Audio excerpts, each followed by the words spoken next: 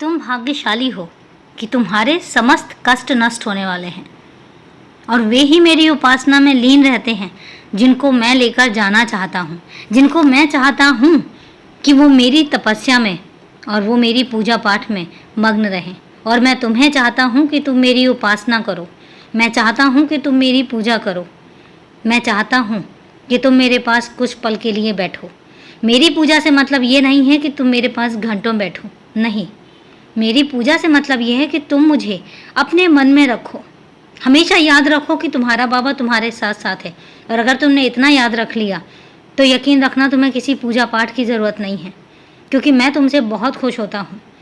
तुम्हारा निश्चल स्वभाव जो है ना, वो मुझे बहुत खुश कर देता है। यदि तुम केवल साईं साईं का ही जाप करोगे तब भी मैं तुम्हें इस दुनिया के समस्त दुखों से दूर कर दूंगा। कोई दुख और कोई तकलीफ तुम्हारे आसपास नहीं आएगी।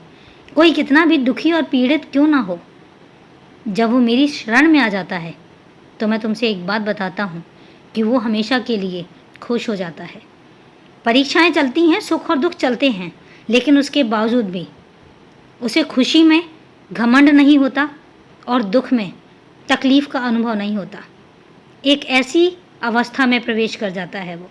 मैं अपने बच्चों की खुशियों का हमेशा ध्यान रखता हूँ और इसीलिए मैं तुम्हारी खुशियों का भी तुमसे पहले ध्यान रखता हूँ। और तुमसे पहले मुझे आभास होता है कि तुम दुखी हो और उस दुख के निवारण का कारण भी मैं सोच कर रखता हूँ। तो इसलिए तुम निश्चिंत रहो। और अभी के लिए शुभ रात्रि मेरे बच्चे।